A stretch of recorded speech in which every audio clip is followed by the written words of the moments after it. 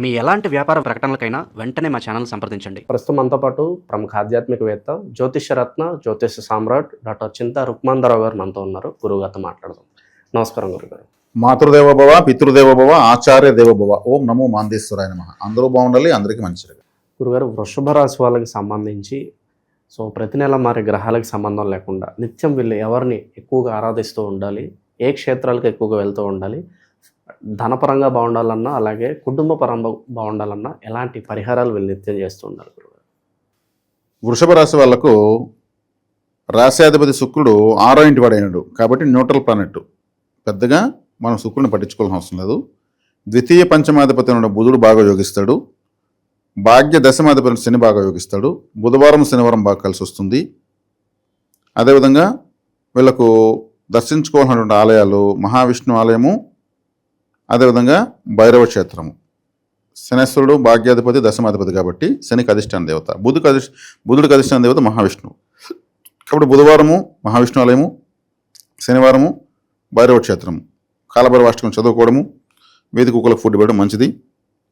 Green colour, light green, light blue colour బాగా కలిసి వస్తాయి. అదేవిధంగా వీళ్ళు గ్రీన్ స్టోన్ ఎమరాల్డ్ పెట్టుకోవచ్చు. దాంట్లో కూడా మరకత మనీ అని ఒకటి ఉంది, దాని కావాలంటే పెట్టుకోవచ్చు, రేట్ ఎక్కువది. అదేవిధంగా నీలం, ఇంద్రనీలం పెట్టుకోవచ్చు. అది కూడా జాతిరత్నాలు చూసి పెట్టుకోవాలి, దాంట్లో చెకప్ చేసుకోవాలి, అది ముఖ్యం. నేను చెప్పేదని చెప్పేసాను కానీ ఈ పలానా జాతిరత్నం నేను చెప్పలేను, నాకు అనుభవం లేదు. పలానా వేసుకుంటే బాగుంటుందని చెప్పగలను కానీ, ఎందుకంటే ఇక్కడ ఇంత పర్టికులర్ చెప్పాల్సి వస్తుందంటే మా ఫ్రెండ్ ఒక అతను నాకు చెప్పాడు, బ్లూ కలర్ బీర్ బాటిల్ కింద అడుగుల పగలు కొడితే మందంగా వస్తుంది, దాన్ని కట్ చేసి డైమండ్ లాగా షేప్లు కట్ చేసి దాన్ని రింగులో పెట్టి ఇచ్చేసి అమ్మేస్తారంట షైనింగ్ చేసి.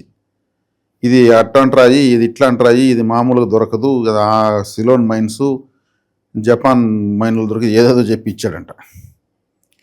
ఫ్రెండ్ కదా నమ్మి తీసుకున్నాను. అంటే బీరు బాటిల్లో అడుగులో మందంగా ఉన్నటువంటి బ్లూ కలర్ బీరు బాటిల్ను అది కట్ చేసి మిషన్స్తో డైమండ్ లాగా చేసి అమ్మేశారంటే ఇంకా లెక్కేసుకోండి, రత్నాల్లో ఒరిజినల్ కనిపెట్టాలంటే ఏమైనా అవుతుందా?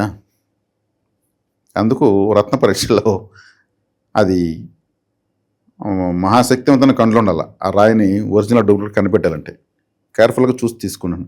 అదే గ్రీన్ కలర్ బీరు బాటిల్లో పచ్చరాయి తయారు చేయొచ్చు, వైట్ కలర్ బాటిల్లో డైమండ్ తయారు చేయొచ్చు, కటింగ్స్ అలా చేసి. కాబట్టి రాళ్ళల్లో ఎక్కువ మోసపోతున్నారు, అందుకు చెప్తున్నా.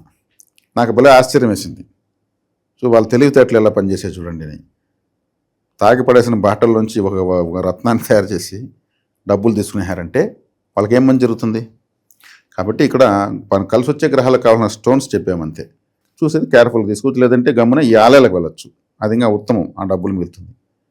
కాబట్టి శనివారం రోజు బుధవారం రోజు ఎక్కువగా వీళ్ళకు బాగా కలిసి వస్తుంది. శని కలిసి వస్తాడు కాబట్టి శని ఏదైనా ఒక ఇచ్చి బాధ పెడతాడు. శనేశ్వరుడు ఈ రాశి వాళ్ళకు బాధ పెట్టి ఇవ్వడు, ఇచ్చిన తర్వాత బాధ పెడతాడు, కానీ మాత్రం ఇచ్చేది మాత్రం ఇచ్చేస్తాడు. భాగ్యాధిపతి కాబట్టి, బాధకాధిపతి కూడా ఇతనే కాబట్టి భాగ్యాన్ని ఇచ్చి బాధ పెడుతూ ఉంటాడు. కలిగిన తర్వాత ఏదో ఒక బాధ కలుగుతూ ఉంటుంది.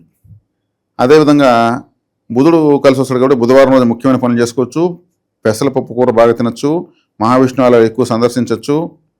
బుధుడు పూర్తిగా యాక్టివేషన్లో ఉన్నటువంటి టెంపుల్ మధుర మీనాక్షి ఆలయం. బుధగ్రహం ఫుల్ యాక్టివేషన్లో ఉంటుంది అక్కడ నిత్యం వెళ్ళి రావచ్చు. విష్ణు శక్తి, అమ్మవారి శక్తి, ఇద్దరు రెండు శక్తి అక్కడ ఉంది. శివశక్తి కూడా ఉంది.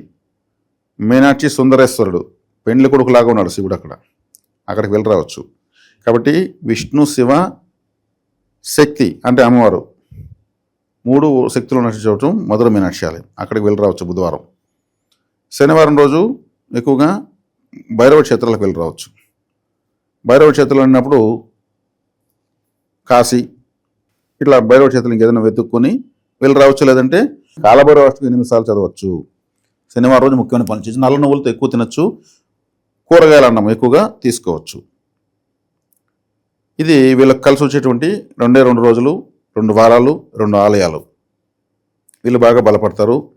వృషభ రాశి వాళ్ళకి పట్టుదల ఎక్కువ, నిర్ణయాలు అంత తొందరగా మారవు, మంచి ఇంటెలిజెన్స్ వీళ్ళు.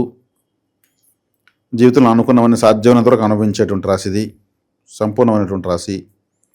కాబట్టి ఈ రాశిలో రోహిణి నక్షత్రం పుట్టిన వాళ్ళు మాత్రం మేనమామకి ఇబ్బంది, మేనమామలు దోషంలో పుడతారు. ఈ రాశిలో రోహిణి నక్షత్రం పుట్టిన వాళ్ళు మేనమామల దగ్గర పెరగకూడదు, వాళ్ళకి సమీపంగా ఉండకూడదు. అదొక జాగ్రత్త మనం చెప్పాలి. మేనమామ అంటే కూడా తండ్రి తర్వాత తండ్రి కన్నా ఎక్కువగా బాధ్యత కలిగిన వాడు, ప్రేమ కలిగిన వాడు, తన బిడ్డలను కూడా పక్కన పెట్టి ఈ రాశి వాళ్ళని చూసేటువంటి మొట్టమొదటి వ్యక్తి. కానీ ఆ మేనమామకే దోషంలో ఈ నక్షత్రంలో పుడతారు కాబట్టి కొంచెం కేర్ఫుల్గా ఉండడం మంచిది.